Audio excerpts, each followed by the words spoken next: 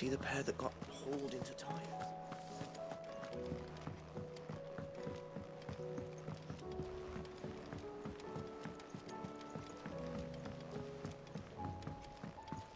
Did you see that?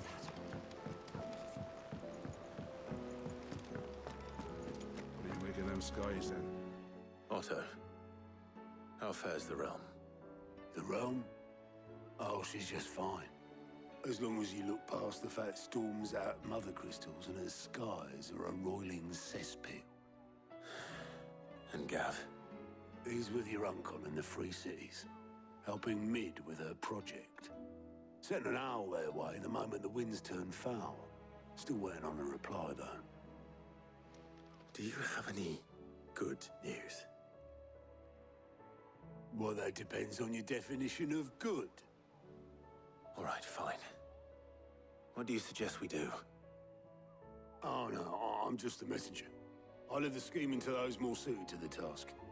Could be that Lady Vivian and Old Tomes have their own thoughts on the current state of things. Could be that they don't.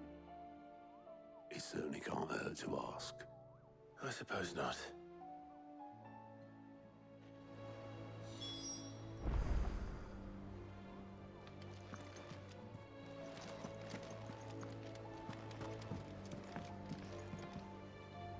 How is it that every one of your little excursions presages some inexplicable catastrophe? Not that you are to blame for the Dominion's fate. No one could have predicted the actions of the Crown Prince. I'm sorry I couldn't save your home. My countrymen are stronger than you think. A few toppled clock towers won't break their spirits.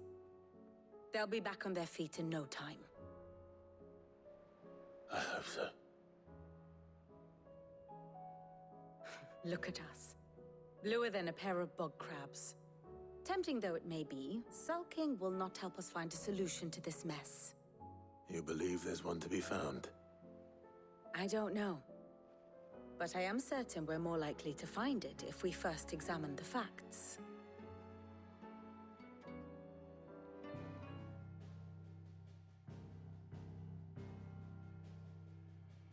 Beneath these darkened skies, fear and confusion reign over Valisthea.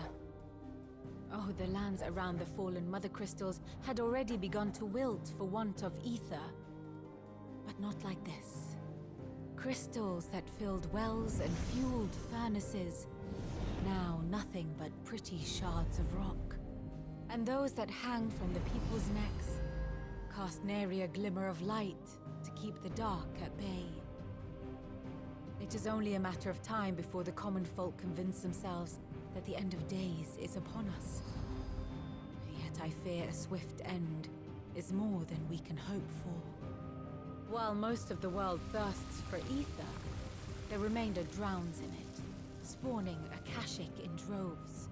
And amidst the hordes of mindless beasts, with magics as like to fail as function, even the strongest nation would falter. Rosaria and the Iron Kingdom teeter on the brink of collapse, while the tragedy in Twinside has all but paralyzed the Holy Empire. Dhalmekia fares little better. Rumor has it the ministers fled the capital after the fall of Drake's Fang, leaving their beloved republic to crumble. Waloed, meanwhile, moves in earnest. The Einherjar has been sighted off-storm. The world, in short, is in chaos. It would seem our civilization was nothing but a castle of sand, to be washed away at the whim of the waves.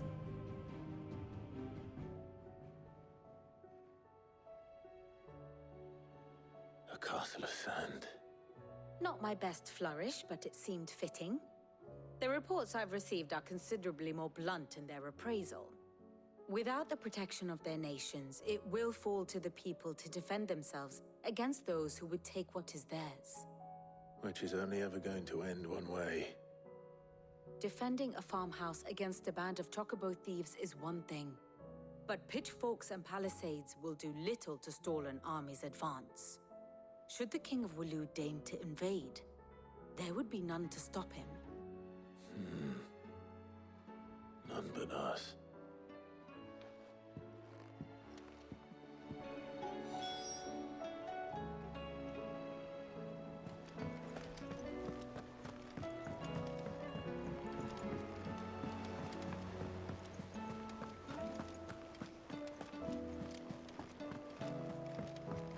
Or the moon, for that matter.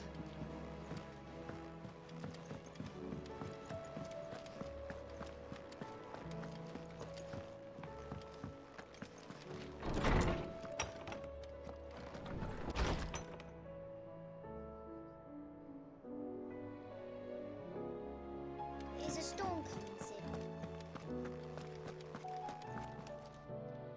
Let me guess. You're here about the skies. Is there anything you don't know, Lawsman? It doesn't take a court astrologer to augur the obvious. As for what has disturbed the heavens, that, I believe, is a question the Fallen might be better placed to answer than I. And on the 6th day did the gods tear the sun from the firmament, visiting darkness upon their prideful sons and daughters.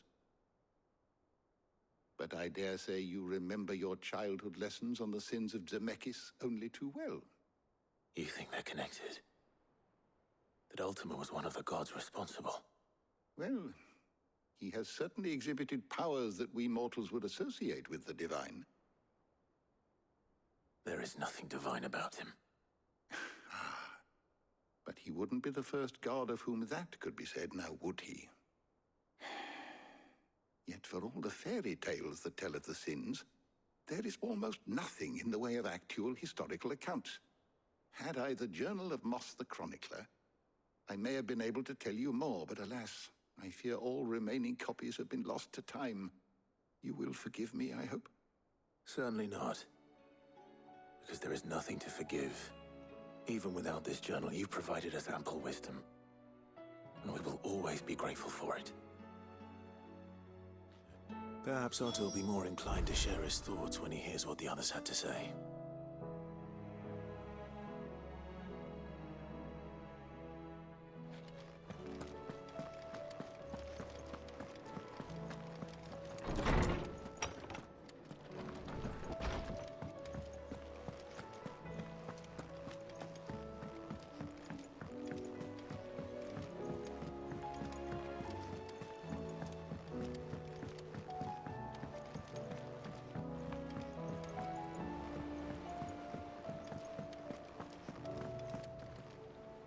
Clive, we have a problem.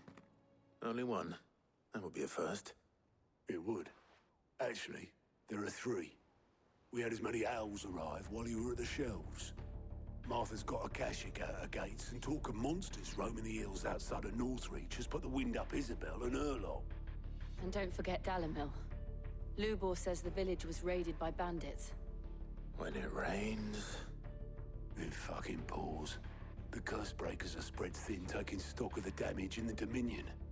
And even if I could get word to all of them, I doubt they'd get here in time to make any real difference. Which means there's only 2 people who can. Jill and I. Let them know we're on our way.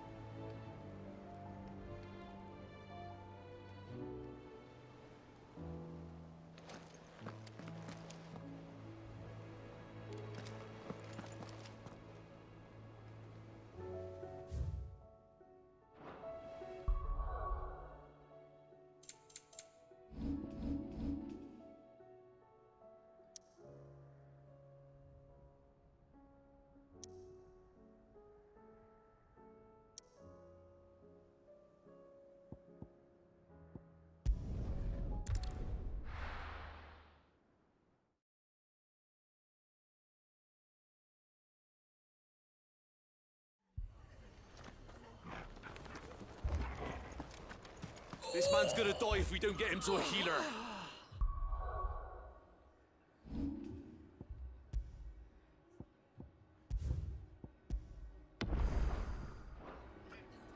But all our beds are taken.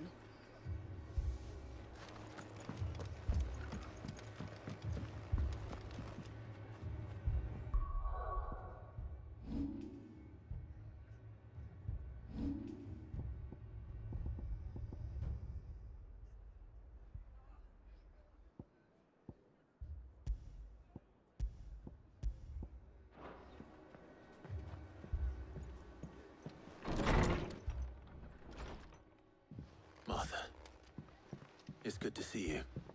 And you, Clive. Jill? Otto said you'd been attacked by a Kashik. What exactly happened here? Those skies are what happened. Not long after they fell dark, we had our first visit. There were hundreds of them. Tried to storm the hill. Only a handful made it up here, but that was more than enough.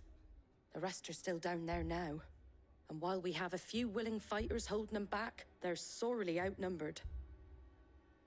What do you think, Clive? That we join the fight? I thought you'd never offer. Now, where I need you is the Fallen Gate. That's where the fighting is fiercest. Let the men know you come to help. Something tells me they'll be pleased to see you. We're on our way.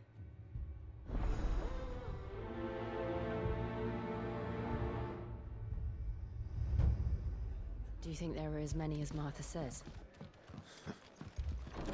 More.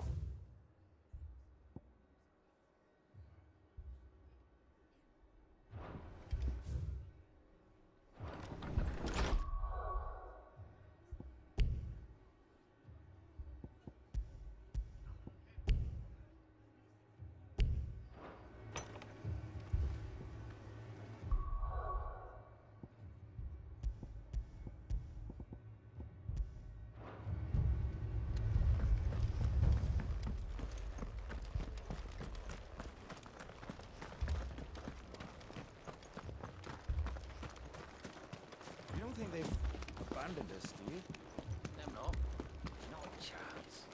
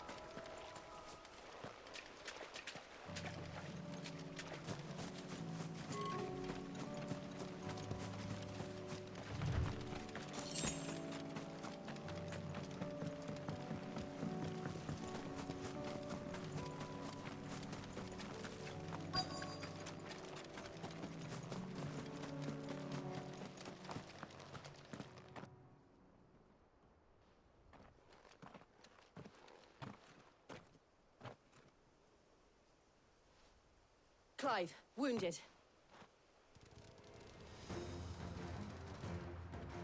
We deal with the Akashic first.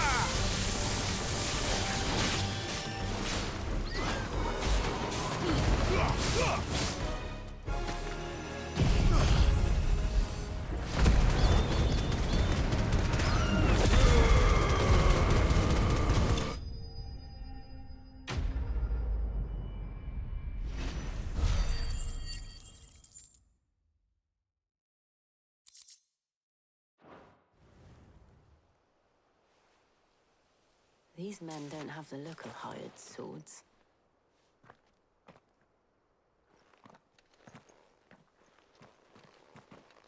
If you've come to rob this place, You are mistaken, my Lord Rosfield. We're here by Madame Martha's leave. how do you know my name? Forgive me, my lord. There wasn't time for introductions. We're with the Guardians of the Flame. Wade's men? But how did you come to be here? Where is your commander? Sir Wade left earlier with a scouting party to find out where the Akashic were coming from. Did he? Take your wounded back to the inn. Martha will see you're looked after. We'll join you anon.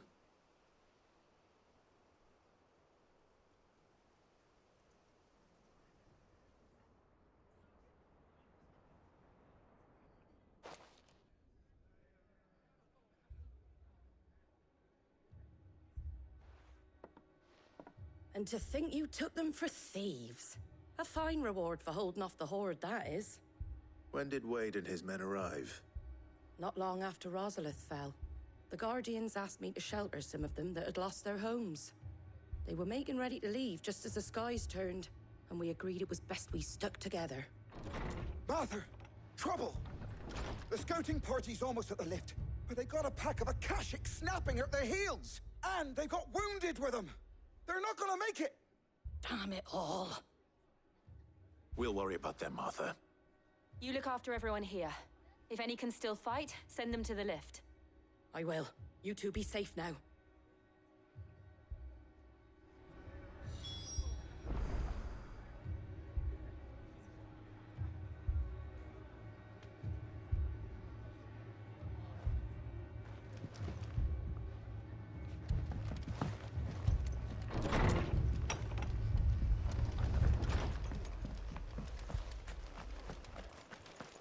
My brothers. Mad dogs.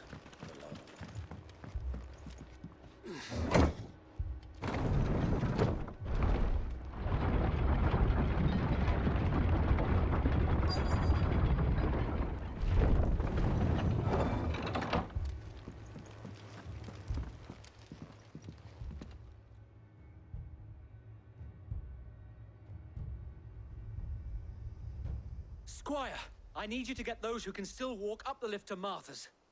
But what about... I didn't ask, Oscar. Sir. Sir Wade! Lord Rosfield. If you aren't a sight for sore eyes. Martha seemed to think you might need some help. And by the looks of it... We thought we could sneak by them. But we didn't know there would be so many. How could we have? Behind you!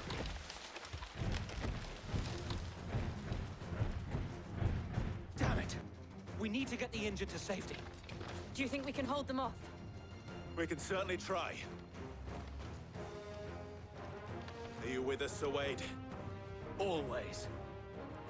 Then let's do our duty.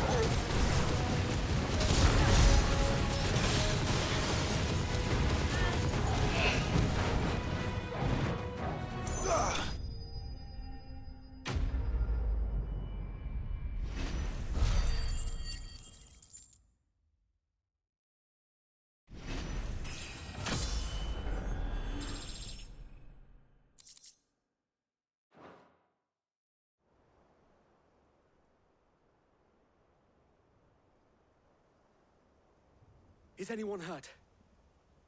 I don't think so. And yet again, you've pulled me from the flames. It's just a pity I keep walking into them. You've never been one to shy away from danger, Sir Wade. Like any shield worthy of the name. I see you're all in one piece. Martha! Is something wrong? The lookout saw smoke coming from down Eastpool way. Too thick to be a hearth. A second horde. Feel like finishing the job? Always. Jill and I will make for Eastpool. You'll need to move the injured without us. Don't you worry about them. The moment my men are safe, I'll follow. Good luck.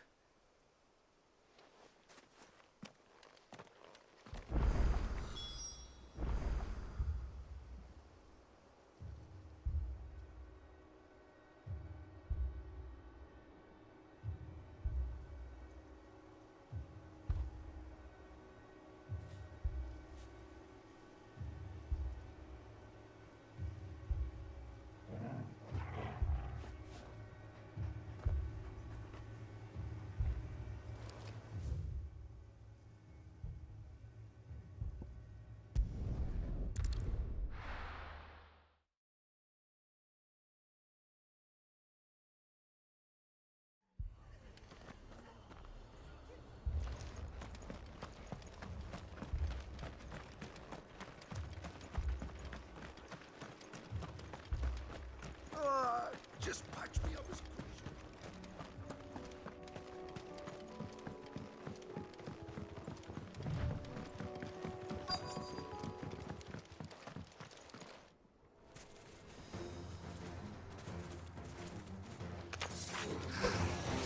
They're headed for the rest. We have to slow them down.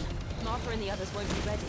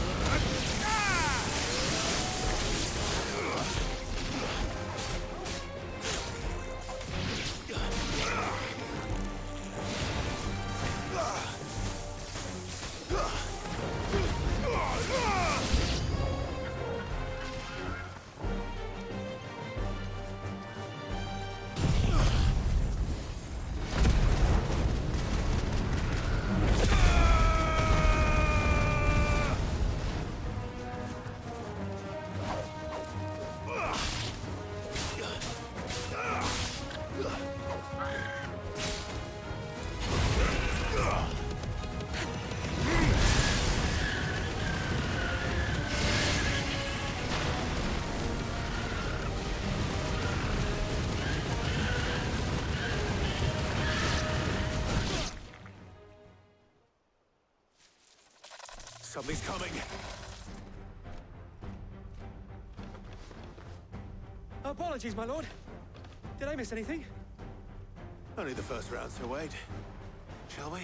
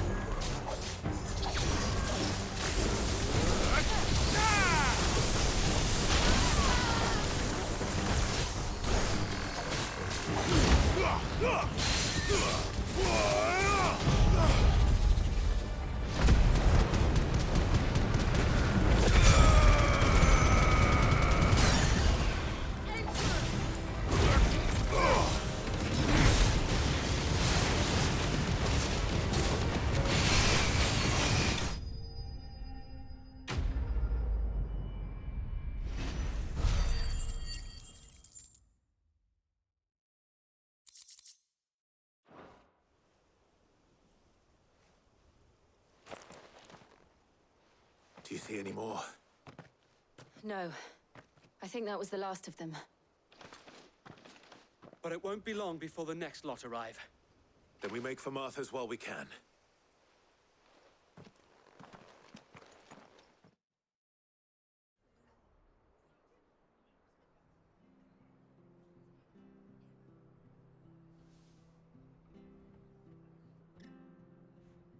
What did you find out there? The same as Sir Wade. Scores of Akashic. Well, wherever they came from, they're gone now. Our lookouts say the lowlands are clear. Hopefully we'll have enough time to lick our wounds. How many of your men were injured? A damn sight less than if you hadn't turned up. Thank you. It was a hard-fought victory. But as long as the skies remain dark, I fear the Akashic's numbers are only going to rise. It's not a matter of if the Horde will be back, but when. And whether that's sooner or later, we'll need to be ready. The inn here affords a good view of the land, and is easily defendable. I'd like to make this one of our outposts. What do you say, Martha? You'd have more men to guard the rest. Well, when you put it like that, of course they can stay.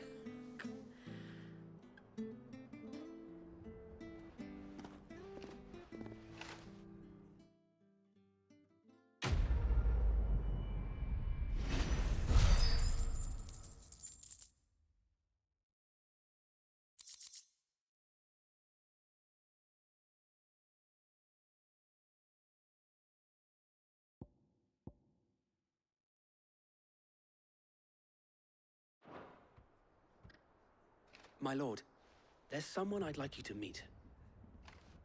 Oscar, over here.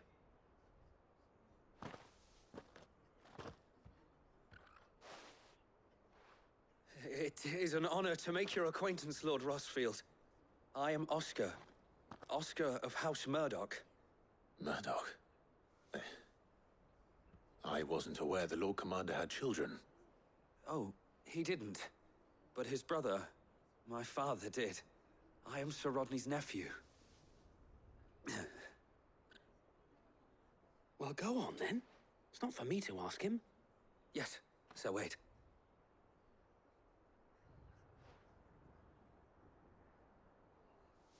If it please you, my Lord Marquis, might you take me as your squire?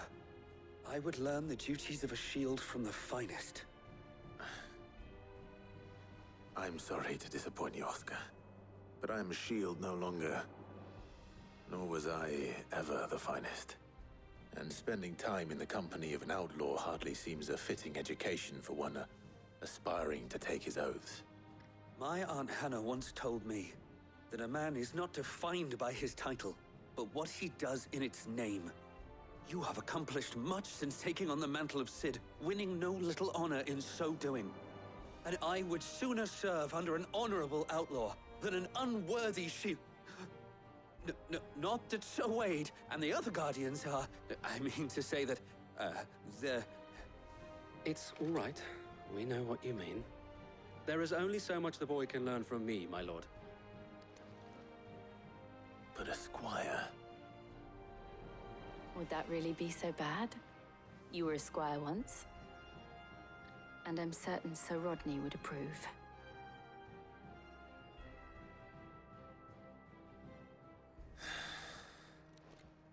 Know that I'll show you as much leniency as your uncle showed me. I would not have it any other way.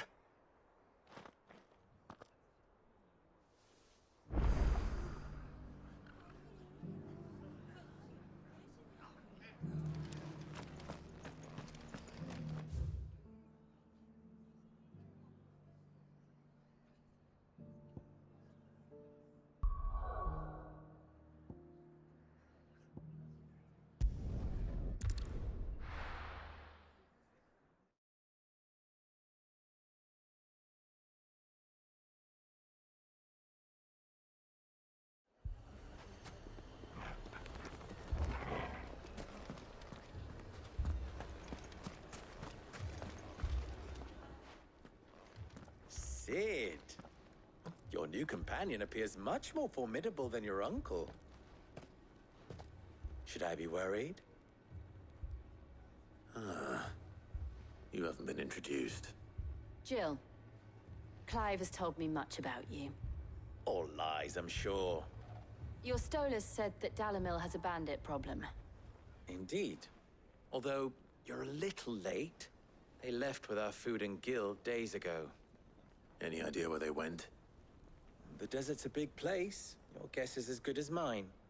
But the fact is, I have more immediate concerns. What did you say to me?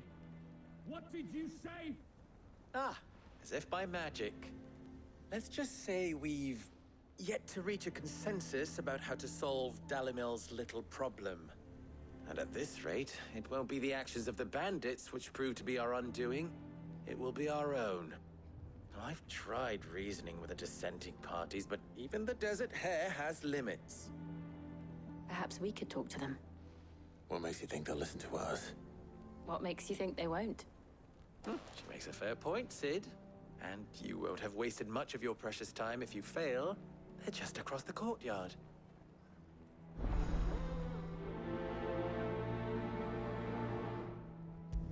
Suppose we just follow the shouting.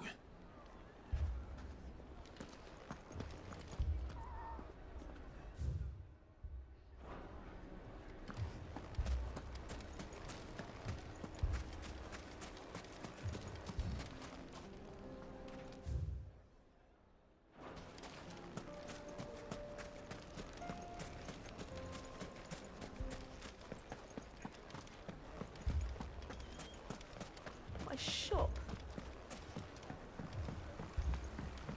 If I had my pickaxe, I would... Oh, my finest piece.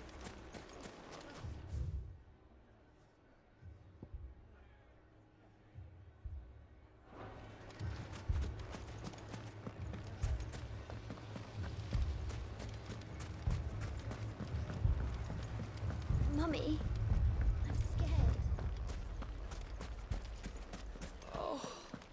I'm fucking leaving.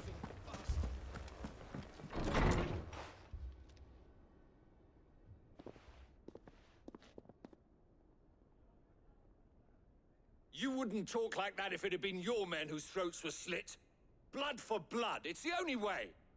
We hire mercenaries and have them mount the bandits' heads on our walls as a lesson to the rest. And what happens when those mercenaries are slaughtered like your men? Are you going to hire more?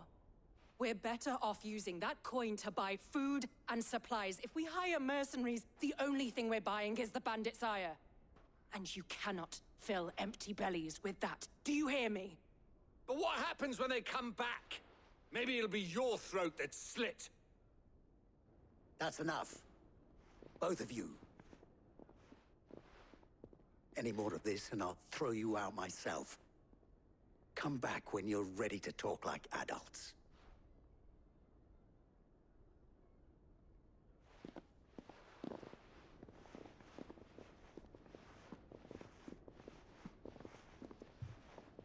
Victor. What's he doing here?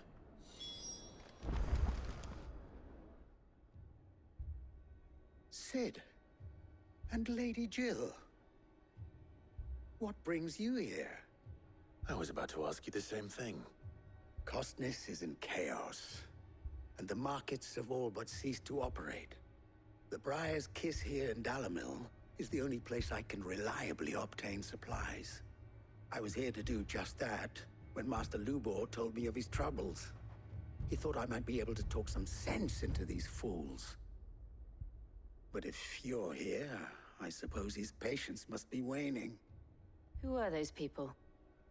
Those were the thorns in Lubor's side. And the reason this place might be headed the same way as Costness. It's these accursed skies. The darkness is enough to drive a man to madness. Or an entire city, for that matter. We're still working on the skies. But in the meantime, perhaps we can find a solution to Dalamil's problems. I hope so. For all our sakes.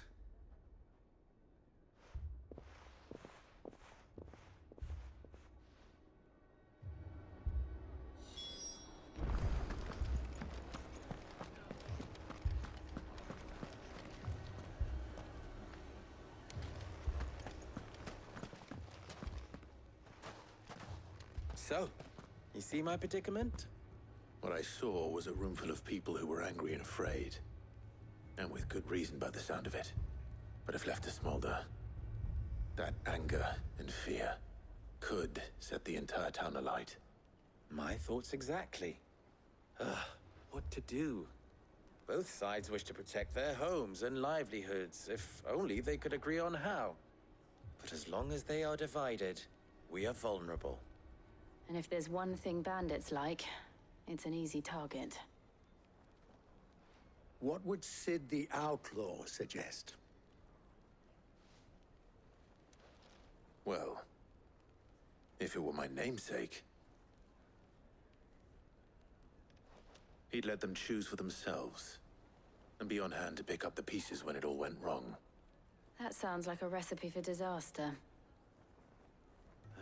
A recipe for disaster is precisely what it is. But perhaps that realization would be enough to make them question the ingredients. While it's plain neither Conrad nor Natalie will countenance the other's proposal, it may still be possible to make them doubt their own. Before presenting them with a third option. And that would be? To pool our resources and save the city ourselves. Why fight each other? When all that fear and anger can be directed at the bandits. It appears we have a plan of action. Victor, pay Conrad a visit. See if you can't convince him of his folly. I'll speak with Natalie. As you wish. Your faces are not well known in this town. That may prove useful. Don't worry, Victor and I will do most of the talking. You need only play along. Play along?